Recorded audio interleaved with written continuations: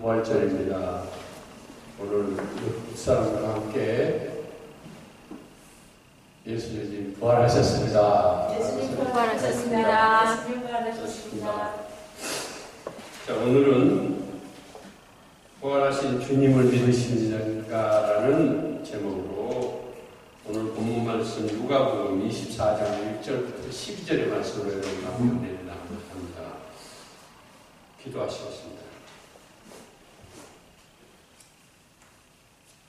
십자가의 주님, 부활의 주님, 이 땅에 오셔서 저희 죄를 사하여 주시기 위해 피를 흘리시고 사망 권세를 이기신 주님의 부활의 기쁜 날이십니다. 부활의 기쁜 날에 저희 한 사람 한 사람 부활의 능력으로 새롭게 거듭나기를 원합니다. 오늘 이 시간 부활하신 주님을 만나 역사를 허락하여 주시옵소서. 천국 소망과 영생의 소망으로 담대히 주님을 증거하는 저희 한 사람 한 사람 되게 은혜를 허락하시고 저희 한 사람 한 사람이 부활의 증인이 되게 하시옵소서. 오늘 주님 말씀을 증거할 때에 주님 함께 하시고 주님의 살아계신 음성이 되게 하여 주시옵소서. 이 모든 말씀 우리 주 예수 그리스도 이름으로 감사하며 기도드렸사옵나이다. 아멘. 오늘은 부활절입니다. 예수 부활은 약 2000년 전의 일입니다. 우리 주 예수께서 사망의 권세를 이기시고 잠자는 자들의 첫 열매가 되신 역사적인 사건입니다.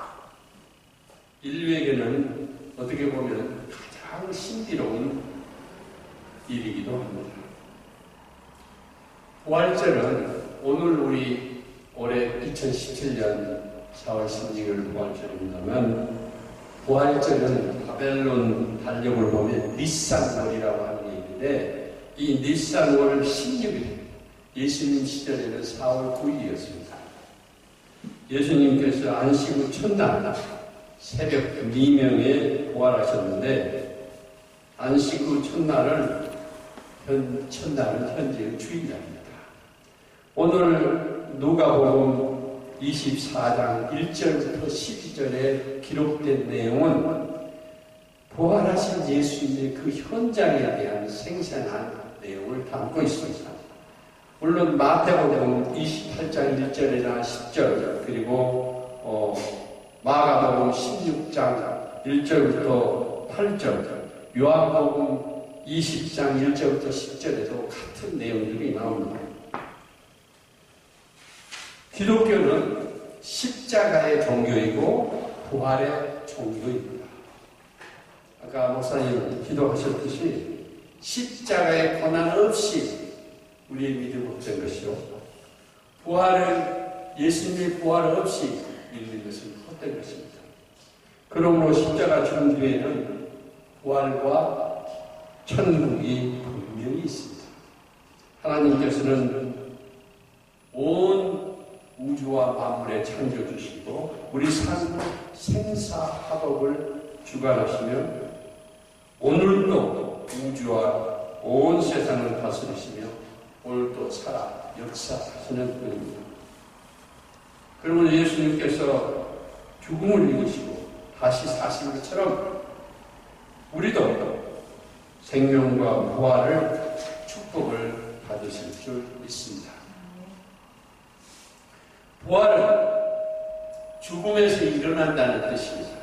헬라어로 아니스티미라라고 한다고 합니다. 이 뜻은 죽음에서 일어난다 혹은 다시 살아 소생한다는 의미를 담고 있습니다. 믿는 자가 세상을 떠나면 천국으로 낙원으로 가게 되지만 믿지 않는 자는 음부로 떨어지게 되어 영원한 지옥으로 떨어진다는 것입니다.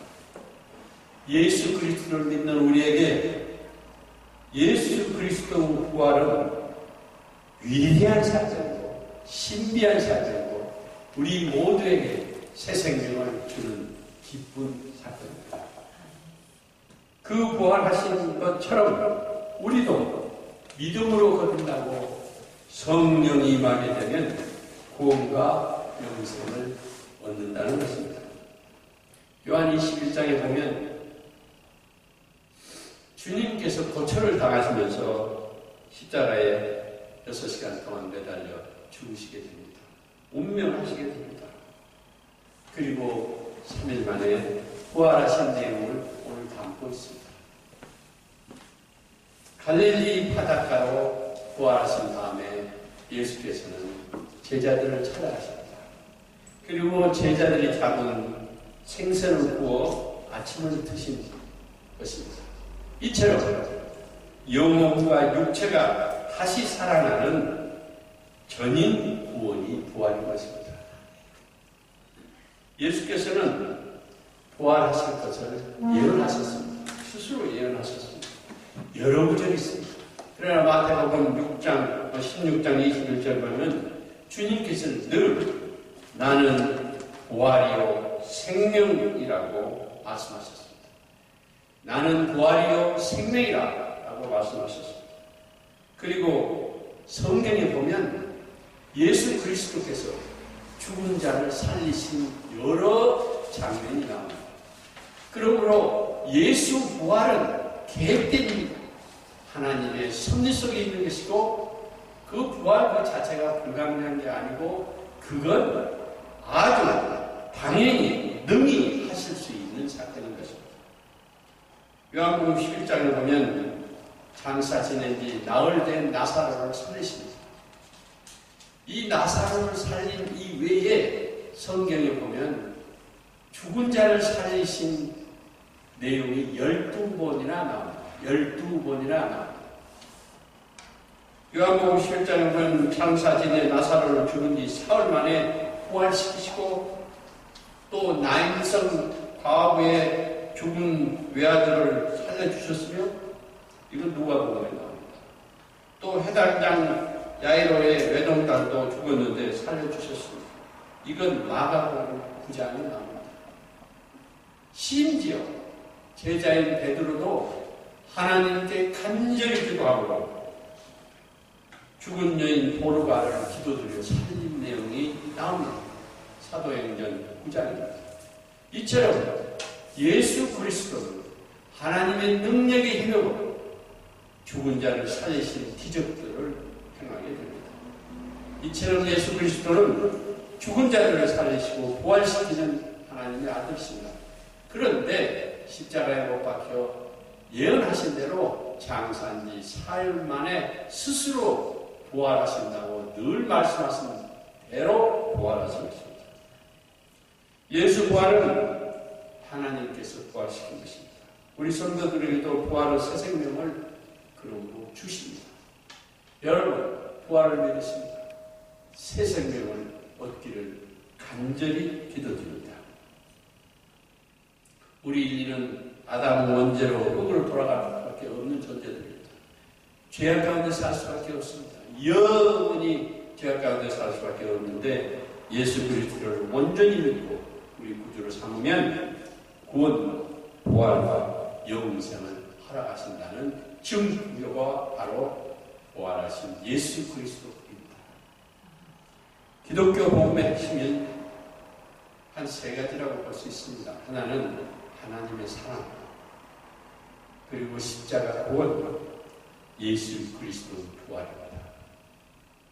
부활이 없으면 헛된 걸 믿게 되는 것이고 십자가에서 못 박혀 죽으시고 우리 죄를 구원하는 것이 없다고 하면 우리가 믿는 그리스도는 헛된 것입니다. 그러나 분명히 예수 그리스도 부활이 있고 예수가 십자가에서 계획대로 십자가에 못 박혀 죽으셔서 우리 죄를 용서해 주시고 영원한 생명을 주셔서 우리가 천국 소망을 갖고 믿음 속에 살게 하신 것은 분명한 사실입니다. 예수 그리스도가 십자가 고난과 부활과 생명과 구원의 축복이 있듯이 오늘날 우리의 삶 속에서도 예수의 고난 받고 아프고 좌절하고 고통 속에서 있는 우리들에게도 주님이 십자가의 고통 뒤에 부활의 축복이 임하시듯이 오늘 또 살아 역사하시는 주님께서 십자가 고난 후 부활의 축복이 임하시듯이 우리에게도 축복과 감사가 넘치게 하심을 믿으시기 바랍니다. 오늘 부활절 우리는 바로 그것입니다. 우리는 날로 우리 삶 속에서 부활하기 원합니다. 새 생명을 얻기를 원합니다. 여러분 고통 속에 있습니까? 아무것도 볼 수 없는 가슴 아픔 속에 있습니까? 이 세상 어떤 고난도, 어떤 아픔도, 어떤 좌절도, 어떤 어둠 속의 터널 속이라 할지라도 부활의 능력 앞에서는 그렇게 큰 것이 아니라는 것입니다. 십자가 부활이 없었다면 우리의 믿음도 의미가 없을 것입니다. 오늘 본문처럼 예수님은 부활하셨습니다. 오늘 본문에 보면 지금 1절부터 12절의 말씀에 쭉 그 일종의 영어 표현으로 시퀀스, 절차가 다 나와 있습니다. 막달라 마리아와 요한나, 야고보 어머니 마리아, 그리고 다른 한 여인이 향품을 준비해서 예수 그리스도 무덤을 찾아갑니다. 그런데 무덤이 열려있고 주님이 계시지 않는 것을 발견하게 됩니다. 그때 이들은 두려워하고 어리둥절하고 걱정이 많았습니다. 근심이 많았는데 그때 찬란한 옷을 입은 두 천사가 여인들에게 나타납니다. 여인들은 놀라서 땅에 엎드렸습니다. 그때 이 두 천사가 이렇게 얘기했습니다. 어찌하여 사람자를 죽은 자 가운데서 찾느냐라고 말하십니다. 예수 그리스도는 죽은 자 가운데서 다시 살아나신 분입니다. 죽음을 정복하고 사망을 이기신 분입니다. 하나님의 능력으로 다시 살아나신 분입니다. 요한복음 20장 19절 22절에도 베드로가 이내 달려갑니다. 성품으로 보면 베드로는 성질이 상당히 급한 사람이라고 기술되어 있습니다. 그래서 베드로가 무덤에 달려가 빈 무덤과 주님을 세마포로 보았습니다. 많은 제자들은 예수 그리스도가 십자가에 못 박힌 죽음 이후 두려워서 숨어 있었습니다.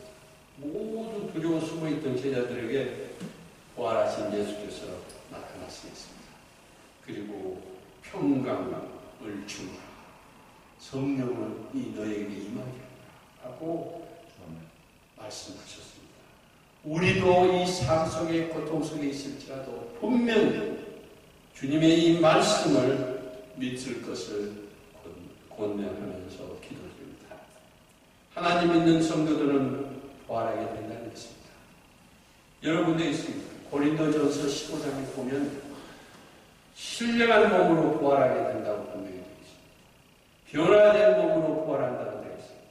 또 예수님의 음성을 들으면 요한복음 5장에 보면 부활하게 된다고 우리에게 분명히 성경에서 가르치고 계십니다.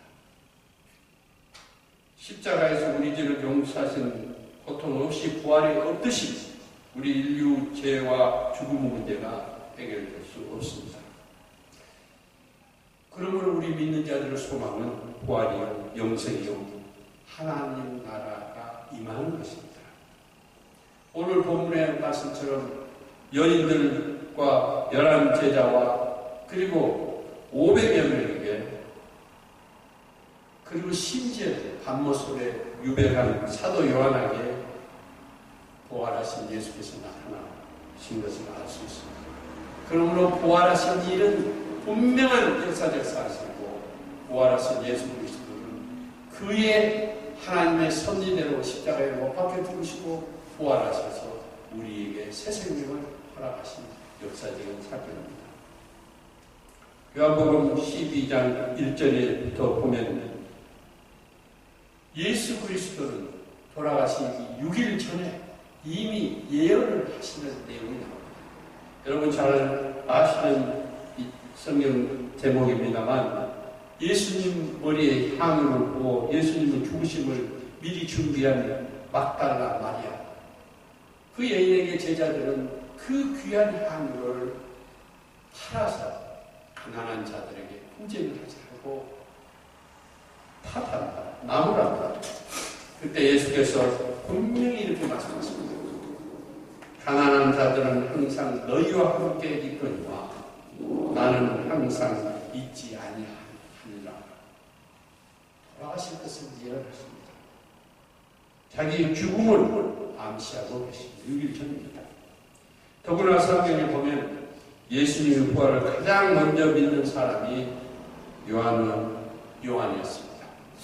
여러분, 성경에 보면 보지 않고 만져보지 않고는 믿지 않는 도마의 얘기가 나옵니다. 도마, 예수님이 살아나실 부활하신 이의가 없다. 내가 보아야 된다. 그때 예수께서 나를 만져보라. 옆구리에 창이 뚫려서 뚫려있는 거, 못자국 있는 거 다 보여주셔. 오 주여 나의 주님이십니다. 라고 그때 도마는 고백을 합니다.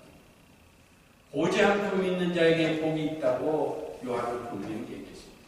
요한은 보지 않고 믿는 믿음의 사람이었습니다. 여러분, 우리는 지금 그 누구도 예수 그리스도의 부활하신 육체를 직접 눈으로 보고 확인한 사람은 없습니다.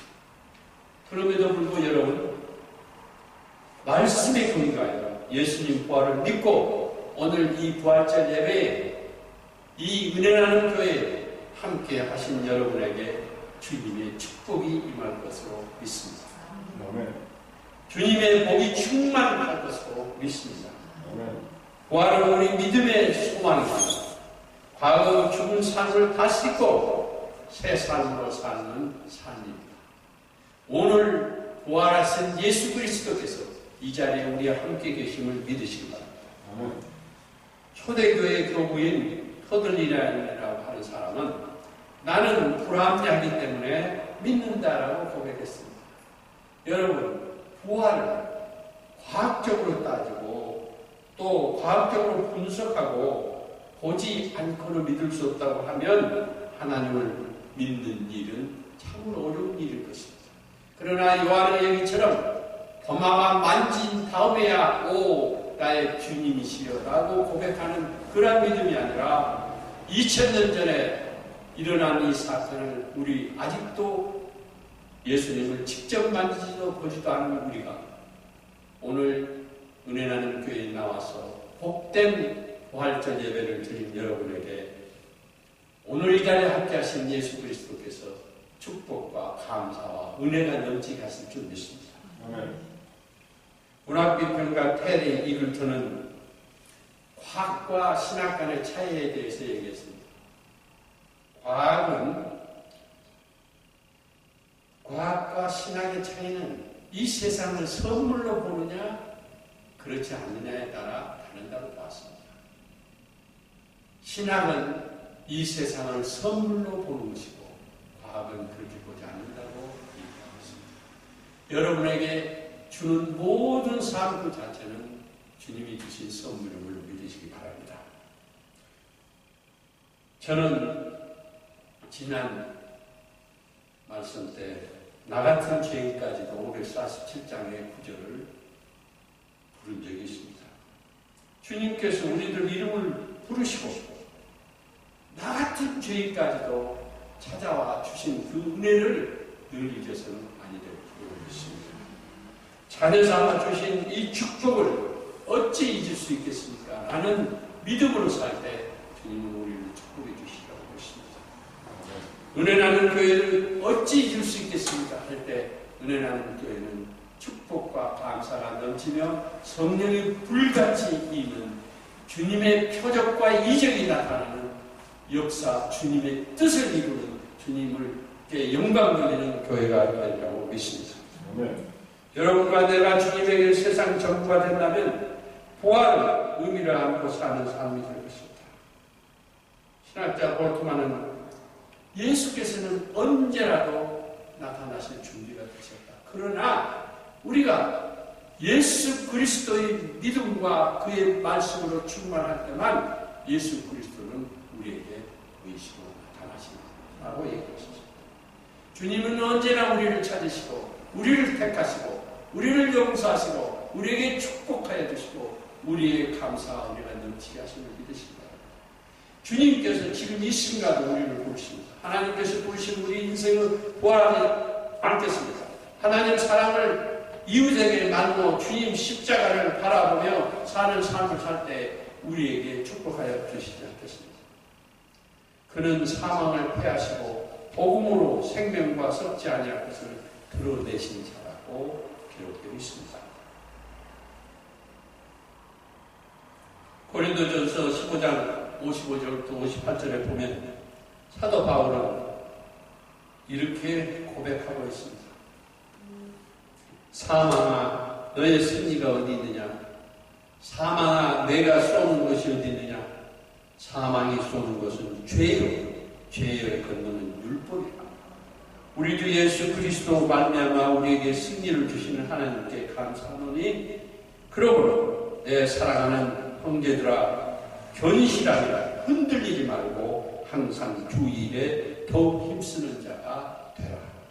이는 너희 수고가 주 안에서 헛되지 않을 줄 알미라.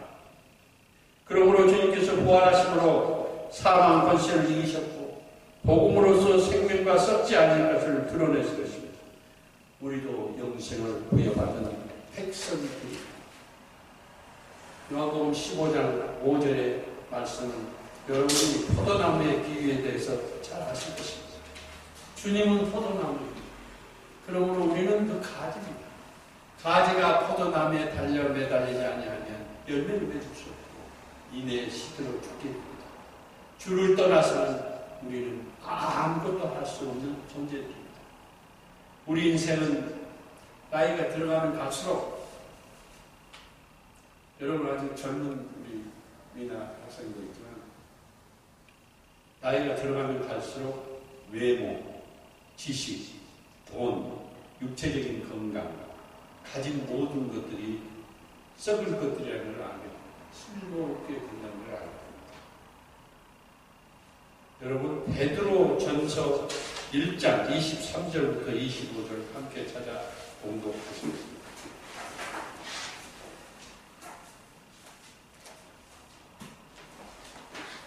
제 성경으로는 375쪽입니다. 신약 375쪽. 베드로전서 1장 1절 23절부터 25절 미안합니다. 377쪽입니다. 377쪽입니다. 베드로전서 1장 23절부터 25절 함께 봉독하시겠습니다. 너희가 거듭난 것은 썩어질 씨로 된 것이 아니요 썩지 아니할 씨로 된 것이니 살아있고 항상 있는 하나님의 말씀으로 되었느니라. 그러므로 모든 육체는 풀과 같고 그 모든 영광은 푸른 꽃과 같으니 풀은 마르고 꽃은 떨어지되 오직 주의 말씀은 새새토록 돋도다하였으니 너희에게 정한 몸이 되었습니다. 아멘. 이렇게 말씀하셨습니다. 이처럼 생명의 말씀인 하나님의 말씀만이 썩지 않을 것을 알 수 있습니다. 오늘 본문은 부활의 현장에서 예수 그리스도가 우리에게 새 생명을 주시고 우리에게 부활을 주시기 위한 어떤 사건이 일어나는지에 대한 내용입니다. 부활은 여러분의 가슴속에 새로운 믿음의 산으로 다시 살아난 것입니다. 오늘 부활절의 의미는 바로 여기 있습니다. 기도하십시오. 하나님 아버지, 도마처럼 확인하지 않고는 믿지 않는 저희들이 되지 아니하고 요한처럼 오직 보지 않는 가운데 온전히 주님께 의존하고 믿는 저희 한 사람 한 사람 다 되게 하여 주시옵소서. 우리는 주님의 가지입니다. 주를 떠나서는 아무것도 할 수 없는 존재들입니다. 아버지 하나님, 오늘 부활절에 우리의 가슴 속에, 우리 영혼 속에, 우리의 삶 속에 새로운 믿음의 싹이 다시 살아나 부활의 새 생명을 축복으로 믿는 한 사람 한 사람 다에게 은혜 베풀어 주시옵소서. 주님이 살아 역사하시고 살아서 우리를 영생을 허락하신 그 크신 은혜를 한순간도 잊지 않는 굳센 믿음을 허락하여 주시옵소서. 오늘도 살아계시는 우리 주 예수 그리스도의 이름으로 감사하며 기도드렸사옵나이다. 아멘.